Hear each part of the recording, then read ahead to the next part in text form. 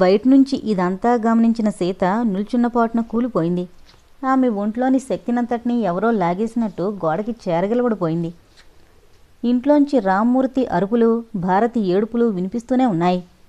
అతి మంచిగా కనిపించే రామ్మూర్తి మాస్టారు ఇంత దుర్మార్గుడా? ఇలాంటి భర్తతో దేవతలాంటి ఆ ఇల్లాలు ఎలా కాపురం చేస్తోంది అనుకుంటే ఆమె తనకన్నా దయనీయ స్థితిలో ఉన్నట్టు అనిపించింది సీతకి. సంతకం పెట్టు. నువ్వు రోగిష్టిదానివని, సంసార జీవితానికి పనికిరావని డాక్టర్ సర్టిఫికెట్ కూడా సంపాదించేశాను. మా పెళ్ళి నీకు ఇష్టమైన ఒక సంతకం చేస్తే చాలు. అలా పెడితేనే నువ్వు ఇంకొన్నాళ్ళు బతుకుంటావు, లేకపోతే ఇప్పుడే పెద్దలో కలిసిపోతావు అంటూ అతను తొందర పెడుతున్నాడు. భారత్కి ఒకలాంటి తెగింపు వచ్చేసింది.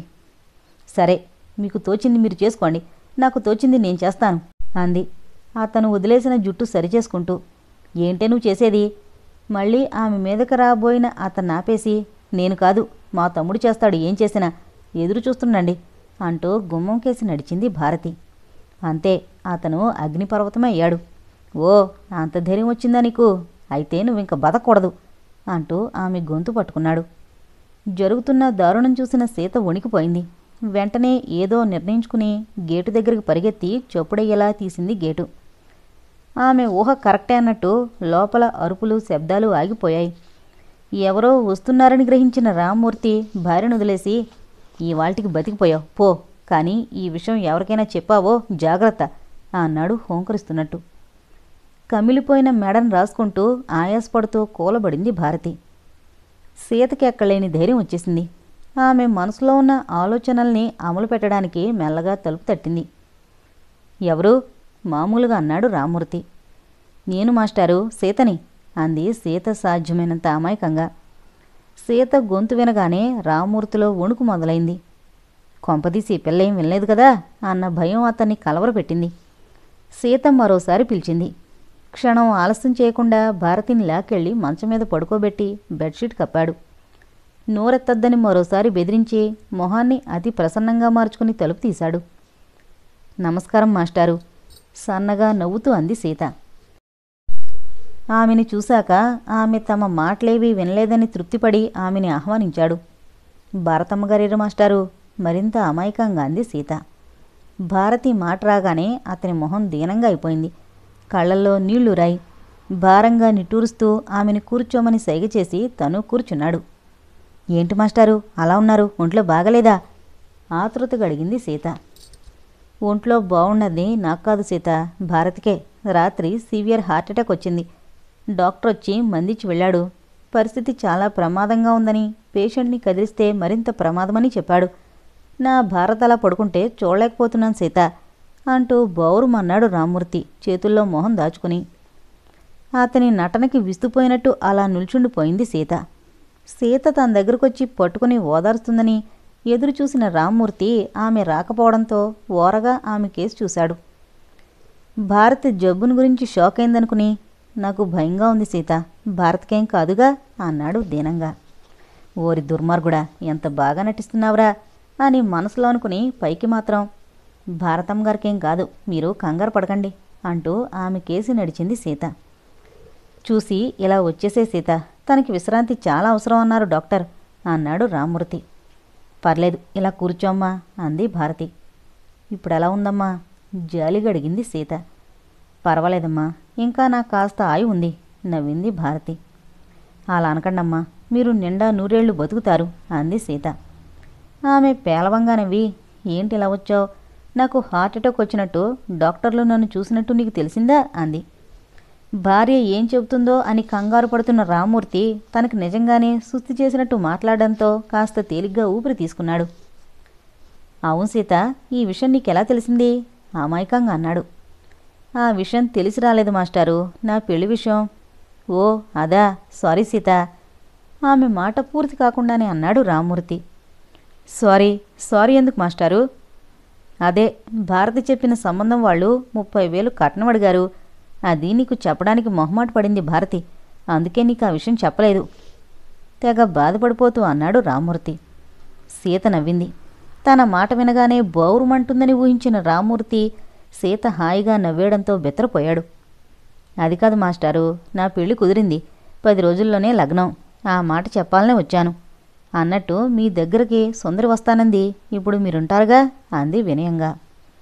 రామూర్తి కళ్ళు బైర్లు కమ్మాయి. అందబోయిన స్వర్గం చేజారిపోతున్న ఫీలింగ్ వచ్చింది. పెళ్లి కుదిరిందా? వరుడెవరమ్మా? ఆనందంగా అంది భారతి. శివ అంది సీత. రామ్మూర్తితో నేను మళ్ళీ వస్తాను మాస్టారు, సుందరొచ్చినప్పుడు రేపు దాన్ని ఒకసారి మా ఇంటికి రమ్మని చెప్పండి అంటూ వెళ్ళిపోయింది సీత.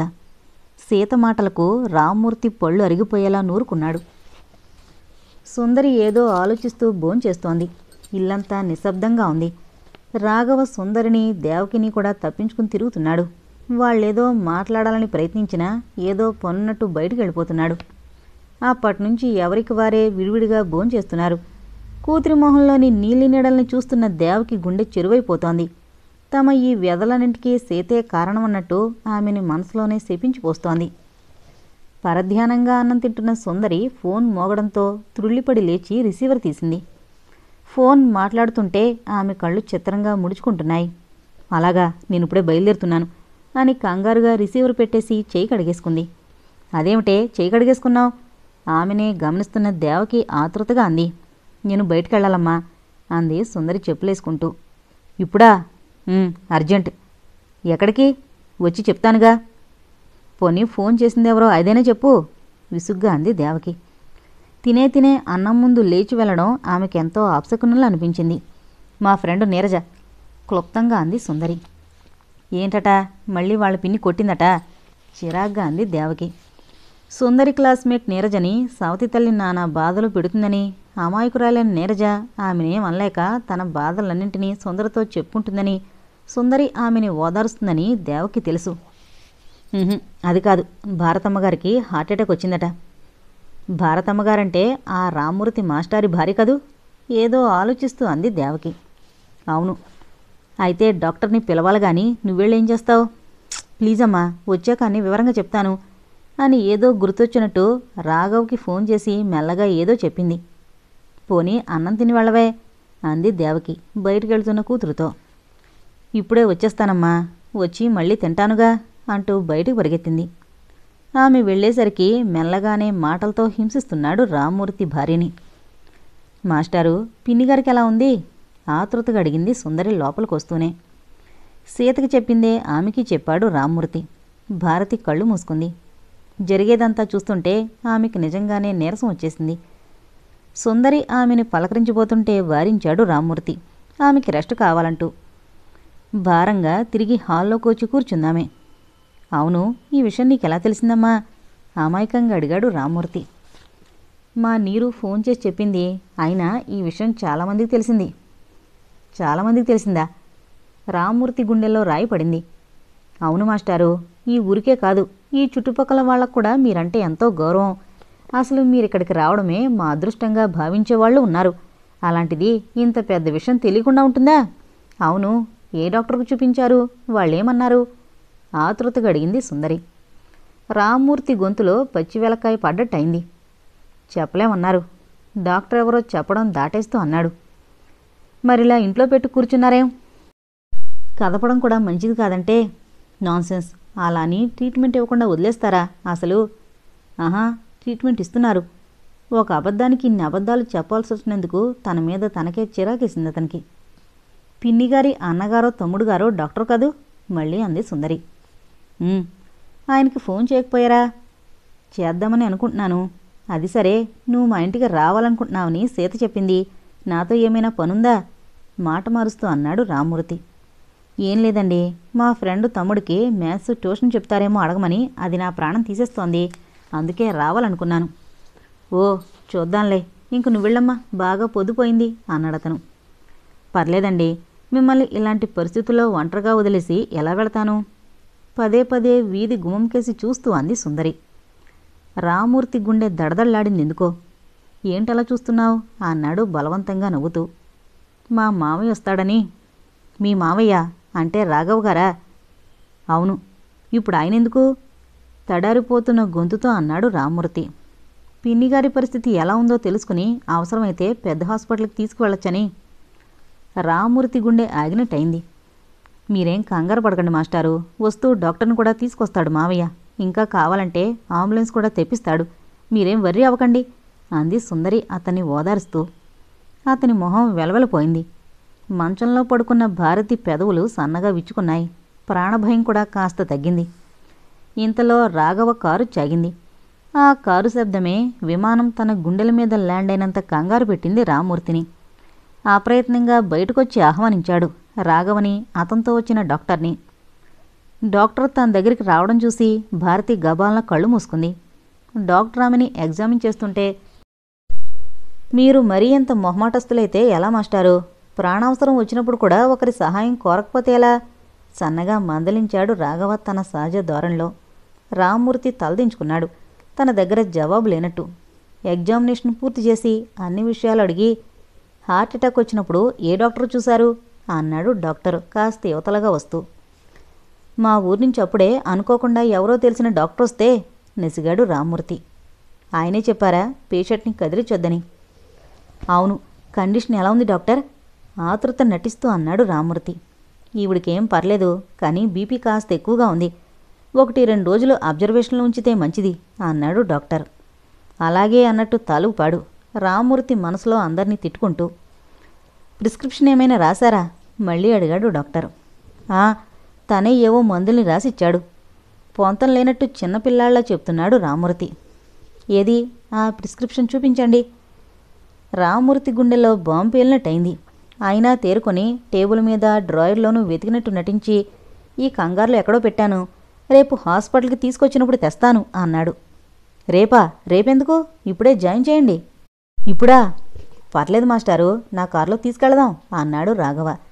ఇంతలో ఓ కవర్ తెచ్చి, ప్రిస్క్రిప్షన్ ఇదేమో చూడండి అంది. అంతే, రామ్మూర్తి పై ప్రాణాలు పైనే పోయినట్టయింది. ఆ కవర్లో భారతి చేత సంతకాలు పెట్టించాలి అనుకున్న కాగితాలున్నాయి. అబ్బే, అవి కావు కంగారుగా అన్నాడు రామ్మూర్తి. కంగారులో పెట్టారేమో చూడండి మాస్టారు అన్నాడు రాఘవ. రామ్మూర్తి సుందరి చేతిలోని కవరు తీసుకోబోతుండగా కంగారుగా పరిగెత్తుకొచ్చింది సీత. అందరూ ఆమె కేసు చూశారు. శివకి యాక్సిడెంట్ అయిందట, హాస్పిటల్లో ఉన్నాడు. దాదాపు ఏడుస్తున్నట్టు అంది సీత. అంతే, రివ్వున బయటికి పరిగెత్తింది సుందరి సీతతో కలిసి. కవరు ఆమె చేతిలోనే ఉంది. కవరు మొత్తుకున్నాడు రామ్మూర్తి. కవరుకొచ్చిన భయం ఏం లేదు మాస్టారు, రేపు మీ కవరు భద్రంగా మీకు అప్పగిస్తాను. ముందు ఈవిడ సంగతి చూడండి అన్నాడు రాఘవ. తేలుకుట్టిన దొంగలా అయిపోయాడు రామ్మూర్తి. అతని అనుమతి కోసం ఆగకుండానే భారతిని కారులోకి చేర్చారు రాఘవ, డాక్టరు, మరొకతను కలిసి. అప్పటికే చాలామంది చేరారక్కడికి. దేవుళ్లాంటి మాస్టార్కి, దేవతలాంటి భారతమ్మగారికి ఎన్ని కష్టాలొచ్చాయి అనుకుంటూ. కారు హాస్పిటల్ చేరుకుంది. అనుకున్నదొకటైతే జరిగింది మరొకటి. ఇప్పుడు ఆ కవర్ని సుందర్ దగ్గరుంచి ఎలా సంపాదించడం అనుకుంటే రామ్మూర్తి ఒళ్ళంతా చల్లబడిపోతుంది. కళ్ళు బైర్లు కమ్ముతున్నాయి. బాధపడకండి మాస్టారు, ఈవిడికేం పర్లేదు. నిద్రకి ఇంజెక్షన్ ఇచ్చాను. మీరింటికెళ్ళి హాయిగా పడుకోండి అన్నాడు డాక్టర్. రాఘవ్ గారు, ఆ కాగితాలు, అదే ఆ కవరు నెసిగాడు రామ్మూర్తి. రాఘవ కళ్ళు చిట్లించి చూశాడు. ఏంటి, అంత ఇంపార్టెంట్ పేపర్స్ ఉన్నాయి అందులో అన్నాడు మెల్లగా. అవునండి, అవి నేను నా భార్య రాసుకున్న ప్రేమలేఖలు, 25 ఏళ్ల నాటివి. ఎందుకో చూడాలనిపించి. ఓ, అయితే పొద్దున్నే తెచ్చిస్తాను నవ్వాడు రాఘవ. కానీ వాటిని ఎవరూ చదవరు. ఒకరి ఉత్తరాలు చదివే కుసంస్కారులు మా పరిసరాల్లోనే లేరు. అందులోనూ దేవుళ్లాంటి మాస్టారు ఉత్తరాలు మళ్ళీ నవ్వాడు రాఘవ.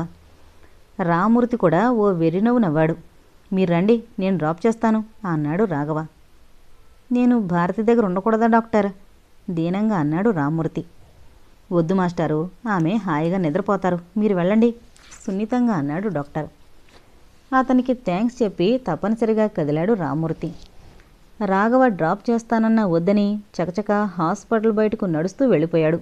అయితే అతను తన ఇంటికి వెళ్ళలేదు. అతని ధ్యాసంతా సుందర దగ్గరున్న కాగితాల మీదే ఉంది. ఎలాగైనా వాటిని సంపాదించాలి, అది ఎవరో చూడకముందే. ఎలా? ఇదే అతని ఆలోచన. ఇప్పుడే సుందర్ని కలిసి తెచ్చుకుంటే అన్న ఆలోచన కూడా వచ్చింది. అయితే ఆ సమయంలో వాటి కోసం వెళితే లేనిపోని అనుమానాలు కల్పించడం అవుతుందని, అదీగాక ఆ సమయంలో ఆమెను వెతుక్కుంటూ వెళ్లడం సభ్యతగా అనిపించిందని ఆగిపోయాడు. అలాని నిశ్చింతగా ఇంటికి వెళ్ళలేకపోయాడు. దిక్కుతోచని బాటసారిలా అలాగే హాస్పిటల్ ముందే నిల్చుండిపోయాడు. అప్పుడే తుఫాన్లో వచ్చింది సుందరి. ఆమెని చూడగానే అతని ప్రాణం లేచొచ్చింది. గబాలన దగ్గరగా వచ్చి ఏదో అడగబోతున్న అతనితో, శివ గురించేనా? అబ్బే, సీత కంగారు పడినట్టు అతనికేం కాలేదు. సైకిల్ మీద నుంచి పడ్డాడు. కుడికాలు కాస్త బెణికిందంతే. అన్నట్టు మీ పేపర్స్ నా దగ్గరే ఉండిపోయాయి అంటూ చేతిలోని కవరు అతనికిచ్చేసింది సుందరి. దాన్ని చూడగానే పెద్ద నిధిని చూసినంత ఆనందం కలిగింది అతనికి. అది తనదేనన్న నమ్మకం కుదిరాక, థ్యాంక్స్ అమ్మా, ఇక ఇంటికెళ్ళు. ఇంత రాత్రివేళ ఆడపిల్లలు బయట తిరగడం మంచిది కాదు అంటూ కదిలాడు తృప్తిగా. ఉదయం 7 గంటలయింది. అప్పటికే సీత స్నానపానాలు పూర్తి చేసుకుని ఉప్మా చేసుకుని టిఫిన్లో పెట్టుకుంది. మరో బాక్స్లో కాస్త ఉప్మా, ఫ్లాస్క్లో కాఫీ పోసి బ్యాగ్లో సర్దుకుంది. 8 కాకుండానే బ్యాగ్తో సహా ఇంట్లోంచి బయటికి నడిచింది. రామ్మూర్తిని తలుచుకుంటే ఒళ్ళు భయంతోనూ అసహ్యంతోనూ జలదరిస్తోంది. ఇప్పుడేం జరుగుతుంది? భారతమ్మ గారిని ఆయన నిజంగానే చంపేస్తాడా? తనైతే ఎలాగో తప్పించుకుంది, కానీ ఆ అభాగ్యురాలు ఎలా బయటపడుతుంది? అయినా అంత దుర్మార్గుడు ఇన్నాళ్ళు అందర్నీ మంచివాడుగా ఎలా మభ్యపెట్టగలిగాడు? భారతమ్మగారు కూడా చదువు, సంస్కారం ఉన్న వ్యక్తి, స్వతంత్ర భావాలు గల స్త్రీ. అలాంటి ఆమె అతని కాళ్ళ కింద చీమలా ఎందుకు పడుంది? భర్త అన్న బంధం ఆమెని కట్టిపడేసిందా? అసలు మంచిగా ఉండే మగాళ్లే ఉండరా? వీళ్ళందరికన్నా శివ దుర్మార్గుడా అన్న ఆలోచనలు ఆమె మనసుని అల్లకల్లోలం చేసేస్తున్నాయి. సుందరిని ప్రాణాధికంగా ప్రేమించి తనని చూసి మనసు మార్చుకున్న రాఘవ్ కూడా అందరిలాంటి మగాడే అనిపించింది ఆమెకి. అలా ఆలోచిస్తూనే శివ ఇంటి పరిసరాలకు వచ్చేసింది. అప్పుడే 4 అరటిపళ్లతోనూ పూల పొట్లంతోనూ వచ్చిన సూరి ఆమెని చూసి గబాలన లోపలికెళ్ళి వాటిని శివకిచ్చేసి మళ్లీ వస్తానంటూ పరిగెత్తాడు. అతను బయటికెళ్లడం, ఆమె లోపలికి రావడం వెంటనే జరిగిపోయాయి. సూరిచర్య అర్థం కాని శివ మంచం మీద కూర్చుని అయోమయావస్థలో పడిపోయాడు. గుడ్ మార్నింగ్ శివ, చిరునవ్వుతో అంది సీత. త్రుళ్ళిపడి లేవబోయి కాలు నొప్పి వల్ల ఆగిపోయాడు శివ. ఆమె రాక అతన్ని కంగారు పెట్టింది. లేవకు, కాలు వాచినట్టుందే. చేతిలోని బ్యాగు కింద పెట్టి అతనికి దగ్గరగా నడిచింది సీత. కాస్త ఏంటిలా వచ్చారు? తడబడుతూ అన్నాడు శివ. ఆమె మధురంగా నవ్వింది. ఆ నవ్వు ఏదో సుందరలోకాలకి తీసుకెళ్ళినట్టు అనిపించింది అతనికి. అలా చూస్తుండిపోయాడు కొన్ని క్షణాలు. ఏంటలా చూస్తున్నావు? కవ్వింపుగా అంది సీత. అతను మాట్లాడలేదు. చూపులు మాత్రం మార్చుకుని కూర్చోండి అన్నాడు. మళ్ళీ నవ్విందామె. ఈ అండీగిండిలేమిటి? ఎప్పట్లా సీత అని పిలు అంది నవ్వుతూనే. ఆమె ప్రవర్తన కొత్తగా అనిపించింది అతనికి. బహుశా తన కాలికి దెబ్బ తగిలినందుకు జాలి పడుతుందేమో అనుకున్నాడు. కాలు బాగా వాచింది. అసలెలా పడ్డావు? వాచిన అతని కాలును ముట్టుకుని చూస్తూ అడిగింది. ఏం లేదు, వేగంగా వస్తుంటే ఓ కుక్కపిల్ల అడ్డంగా వచ్చింది. దాన్ని తప్పించడంలో వెళ్ళి పక్కనే ఉన్న గోతులో పడ్డాను. కాస్త నిప్పిచేసిందంతే. అతను నవ్వాడు. కాఫీ తాగావా? సూరి తెస్తానన్నాడు. ఏవో తెచ్చినట్టున్నాడుగా. అతని చేతిలోని పళ్ళు అవి చూస్తూ అంది సీత. అతను కాస్త కంగారు పడ్డాడు. ఏంటి, ఆకలిగా ఉందా? ఆ పళ్ళు మళ్ళీ తిందుగాన్లే. ఇప్పుడు ఈ టిఫిన్ తిను అంటూ ఉప్మా ఉన్న డబ్బా అతనికి అందించింది సీత. అతను అయోమయంగా చూసి తిని ఆమెచ్చిన కాఫీ తాగాడు. నీకెందుకు శ్రమ సీత అన్నాడు మెల్లగా. బావుంది. సాటివాళ్లం ఈ మాత్రం ఒకరికొకరం సాయం చేసుకోకూడదా? రేపు నాకేదైనా అయితే నువ్వు రావా? నిష్ఠూరంగా అంటున్నా ఆమె గొంతులో ఆప్యాయత స్పష్టంగా కనిపిస్తోంది. అది సరే, నువ్వు ఊరొదిలి వెళ్ళిపోతున్నావా? స్టూల్ మీద కూర్చుంటూ అంది సీత. ఎందుకు? పొట్ట గడవాలిగా. అతని గొంతు వణికింది. ఆమెకి మాట రాలేదు. అవును సీత, నేను దొంగతనాలు మానేశాను, తెలుసుగా. తెలుసు అన్నట్టు తలూపింది సీత. అప్పట్నుంచి పని కోసం తిరుగుతున్నాను. ప్రతివారు నన్ను దొంగలా చూస్తున్నారే తప్ప మనిషిలా చూడడం లేదు. చివరికి కూలి పని చేస్తానన్నా ఇవ్వడం లేదు. అందుకే నేనంటే ఎవరో తెలియని ఎక్కడికైనా దూరంగా వెళ్ళిపోవాలనుకుంటున్నాను. మొదట్లో సూరిగాడు ఒప్పుకోలేదు. ఇదిగో ఇప్పుడు ఈ దెబ్బ భారంగా అన్నాడు శివ. సారీ శివ, మెల్లగా అందామే. ఎందుకు? నేను దొంగతనాలు మానేసినందుకా? చ, అది కాదు, నీ గురించి అబద్ధం చెప్పినందుకు. నా గురించి అబద్ధం చెప్పావా? ఎవరితో, ఏమని? ఆతృతగా అన్నాడతను. రాత్రి సైకిల్ మీద నుంచి పడ్డం, మళ్ళీ లేవడం చూశాను. కానీ నీకు పెద్ద యాక్సిడెంట్ అయిందని సుందరతో చెప్పాను. ఎందుకు? ఆశ్చర్యంగా చూశాడతను. అంతేకాదు, నీకు దెబ్బ తగిలిందేమో అని కూడా ఆలోచించకుండా పరిగెత్తుకెళ్ళి మరీ చెప్పాను. పోన్లే, ఈ విధంగా నా మీద కోపం తీర్చుకున్నావు. అతని గొంతులో బాధ తొంగి చూసింది. అది కాదు శివ, ఓ ప్రాణాన్ని రక్షించడం కోసం అలా చేశాను. ప్రాణం రక్షించడం కోసమా? ఎవరి ప్రాణం? నీకు రామ్మూర్తి మాస్టారు తెలుసుగా. ఎందుకు తెలీదు? ఎక్కడ కనిపించినా ఆప్యాయంగా పలకరిస్తారు. నేను దొంగనని తెలిసినా నన్నేనాడు హీనంగా మాట్లాడలేదు. అలాంటి వ్యక్తి అందరికీ ఆత్మీయుడే. అయినా ఇప్పుడు ఆయన గురించెందుకు? అనుమానంగా అన్నాడు శివ. సీత అదోలా నవ్వింది. ఆత్మీయుడు ఆయన? ఛ, గోముఖ వ్యాఘ్రం అంది కసిగా. అతను విస్తుపోయాడు. తర్వాత ఆపార్థం చేసుకోవడంలో నీ తర్వాతే సీత ఎవరైనా. లేదు శివ, అతను చాలా దుర్మార్గుడు అంటూ అంతా చెప్పింది సీత. ఇది నిజమా? నిర్ఘాంతపోయాడతను. అవును, నే వెళ్ళకపోతే ఆమెని గొంతు నుండి చంపేసేవాడు కూడా. అందుకే ఫోన్ చేసి సుందర్ని పంపాను. మళ్ళీ దాన్ని ఏమైనా చేస్తాడేమో అని అక్కడికి పరిగెత్తాను.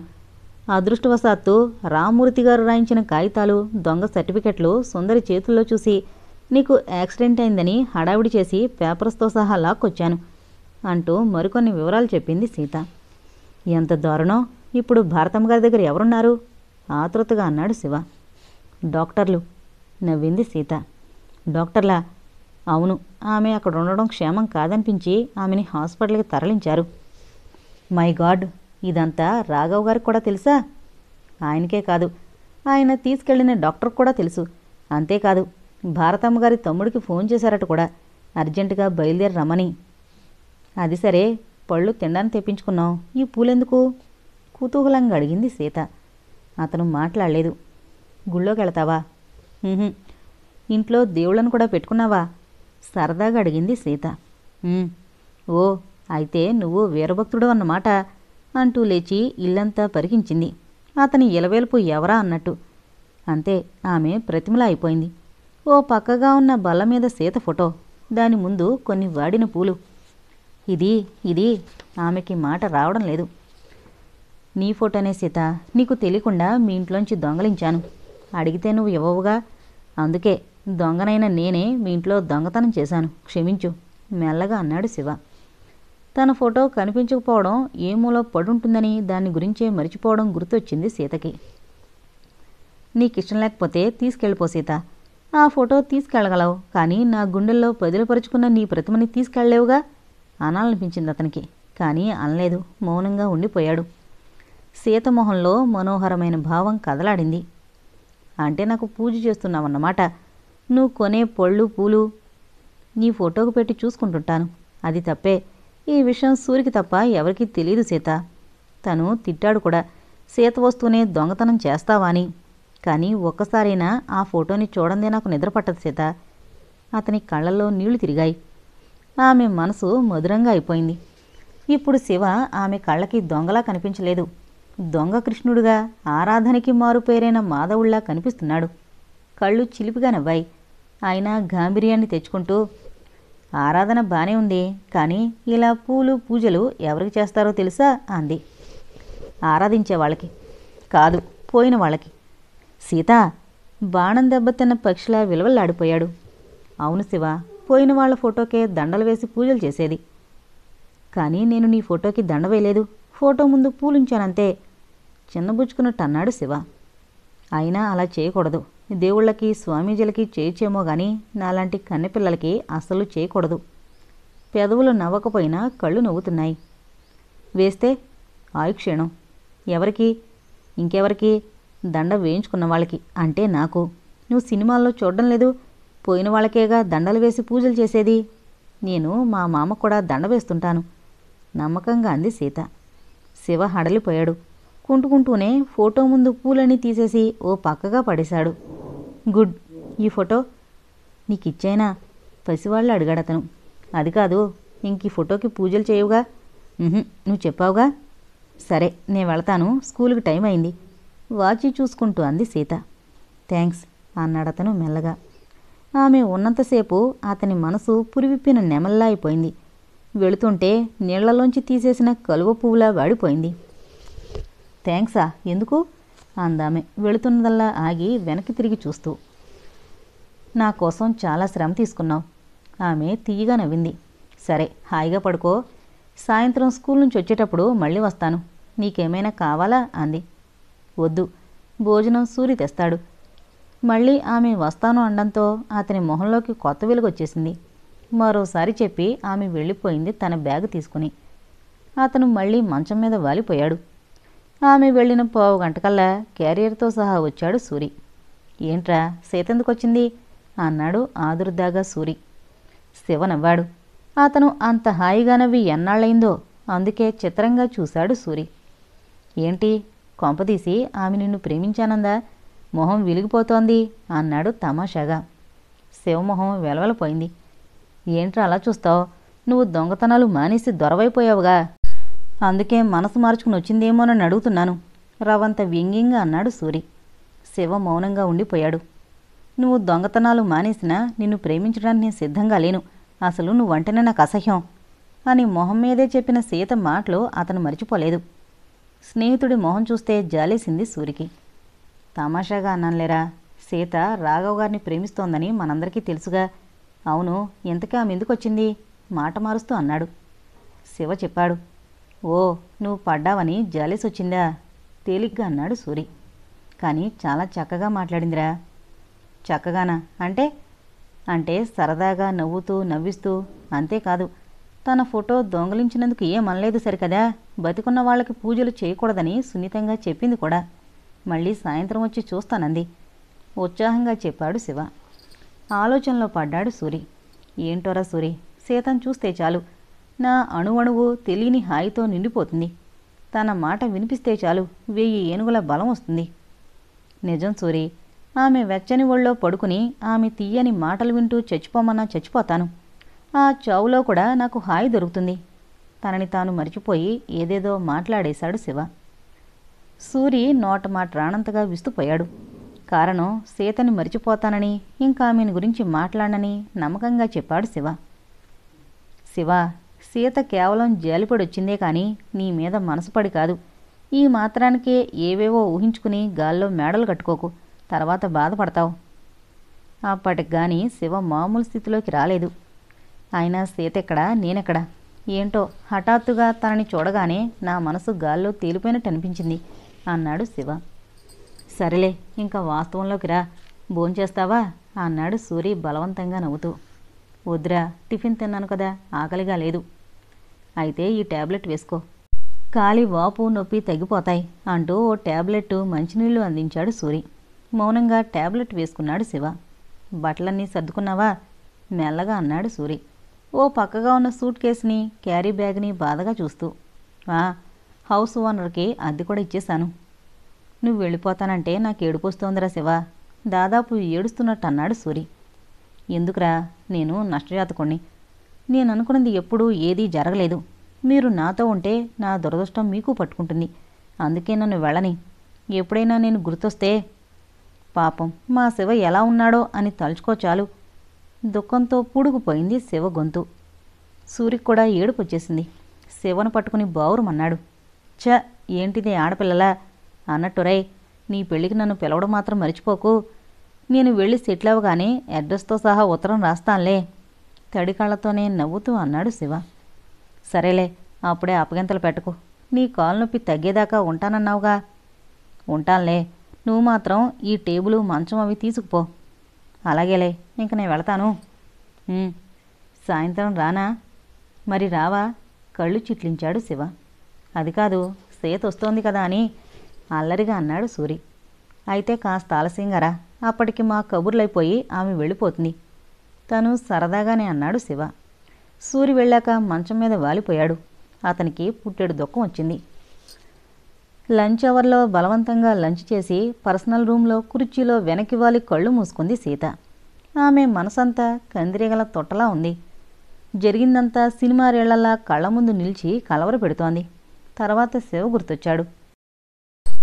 అప్రయత్నంగా ఆమె పెదవుల మీద మందహాసభావం తళుక్కుమంది. ఒళ్లంతా తెలియని పులకింత కలిగింది. ఆమె అలా ఉండగానే ఎవరో వస్తున్నట్టు అడుగుల చప్పుడే తుళ్ళిపడి కళ్ళు తెరిచింది. ఎదురుగా రాఘవ జీన్సు టీషర్టుతో గబాల లేచి విష్ చేసింది. ఏంటో కలలు కంటున్నట్టున్నావు నవ్వుతూ అన్నాడు రాఘవ. సిగ్గుపడింది సీత. లంచ్ అయిందా? మళ్ళీ అతనే అన్నాడు. కూర్చో, నీతో మాట్లాడాలి. అతని గొంతు మార్ధవంగా ఉంది. ఆమె మౌనంగా కూర్చుంది. నువ్వు చాలా అందంగా ఉంటావు సీత, ఆమె కళ్ళలోకి చూస్తూ అన్నాడతను. థ్యాంక్స్, క్లుప్తంగా అందామె. అతను ఆమెకి దగ్గరగా కుర్చీలా కొని కూర్చున్నాడు. ఎప్పటినుంచో నీతో ఓ మాట చెప్పాలనుకుంటున్నాను అన్నాడు తిరిగే ఫ్యాన్ కేసి చూస్తూ. ఆమె గుండె వేగంగా కొట్టుకుంటోంది. పడబోతున్న పిడుక్కి సిద్ధపడుతూ చెప్పండి అంది లోగొంతుతో. ఆమెకి తెలుసు అతనేం చెప్పబోతున్నాడు. నువ్వంటే నాకు చాలా ఇష్టం అన్నాడతను. థ్యాంక్స్, నీలాంటి అమ్మాయి నా దగ్గర పనిచేయడమే నాకు గర్వంగా ఉంది. Thank you. ఇక ఈ స్కూల్ నీకే, అంటే నీ పేరిట ట్రాన్స్ఫర్ చేసి దీనికి నిన్నే యజమానురాలుగా చెయ్యాలని నిర్ణయించుకున్నాను. థ్యాంక్స్. అబ్బబ్బా, ఈ థ్యాంక్స్ అన్నమాట తప్ప నీకేం రావా విసుగ్గా అన్నాడతను. అప్పుడు కాస్త తేరుకుంది సీత. మీరు చూపించే ఆదరణకి అంతకన్నా ఏం చెప్పగలను రాఘవా అందామె తలదించుకుని. చెప్పడానికేం లేదా? పోనీ ఒకటి చెప్పు, నేనంటే నీకెలాంటి అభిప్రాయం ఉంది? నా ఉద్దేశంలో మీరు దేవుడు. ఎదుటివారి బాధల్ని మీ బాధగా, వారి ఆనందాన్ని మీ ఆనందంగాను భావించే మీలాంటి వారు నూటికో కోటుగా ఉంటారు. అంతేనా? నిరాశగా అన్నాడతను. ఆమె ఇబ్బందిగా కదిలింది. సరే, ఇంకా ఈ దాగుడు మూతలు ఎందుకు గాని, నేను నిన్ను పెళ్లి చేసుకోవాలనుకుంటున్నాను. రాఘవ్ గారు. గారు కాదు, రాఘవాను నవ్వాడతను. ఆ నవ్వు ఆమెని మరింత కంగారు పెట్టింది. అవును Sita, I love you so much ఒకలాంటి తన్మయత్వంతో అన్నాడతను. చచ్చా. ఏంటి చచ్చా, నీకిష్టం లేదా? ఉంది, కానీ మీరనుకుంటున్నట్టు కాదు. నాకు నీడనిచ్చిన దైవంగా, నా ప్రాణ స్నేహితురాలికి కాబోయే భర్తగా మీరంటే నాకు చాలా గౌరవాభిమానాలున్నాయి. అంతేనా? మరేం లేవా? నిరాశగా అన్నాడతను. ఆమె మాట్లాడలేదు. పోన్లే, ఇప్పుడు మాత్రం మించిపోయిందేముంది, ఇప్పుడు ప్రేమించు అన్నాడతను ఆరాధనగా చూస్తూ. ఆమె మొహం గంభీరంగా అయిపోయింది. అలాగే, కానీ సుందరేమవుతుంది అంది అతని కేసి సూటిగా చూస్తూ. సుందరి పేరు వినగానే అతని మొహం కళ తప్పింది. వెంటనే తేరుకొని, తనకేం లక్షణంగా పెళ్లి చేసుకుంటుంది. కాదు, నేను మంచి సంబంధం చూసి చేస్తాను అన్నాడు. ఆమె నవ్వింది. ఎంత తేలిగ్గా చెప్పేశారు రాఘవ. మీరిద్దరూ ఒకరికొకరు ప్రాణంగా తిరిగారు. భార్యాభర్తలు కావాలని కలలు కన్నారు. ఎన్నో ఆశలు పెంచుకున్నారు. కానీ ఇప్పుడు అవన్నీ కాదని నన్ను చేసుకుంటానంటున్నారు. కానీ మీరు మారినంత తేలిగ్గా సుందరి మారుతుందా? ఆమె ఆశల్ని నాశనం చేసి సమాధి కట్టి దాని మీద నన్ను భవంతి నిర్మించుకోమంటున్నారు. ఇదెక్కడి న్యాయం రాఘవ? ఆమె గొంతులో ఆవేశం, ఆవేదన సమపాళల్లో ఉన్నాయి. చూడు సీత, పెళ్ళనేది 100 ఏళ్ల పంట. ఏదో తెలిసి తెలియని వయసులో అనుకున్నామని ఇష్టంలేని పెళ్లి చేసుకుని జీవితాంతం నరకం అనుభవించలేను ఖచ్చితంగా అన్నాడతను. విస్తుపోయింది సీత. సుందరిని చేసుకుంటే నరకం అనుభవిస్తారా అంది విస్మయంగా. అవును, నా మనసులో నీకే స్థానం ఉంది.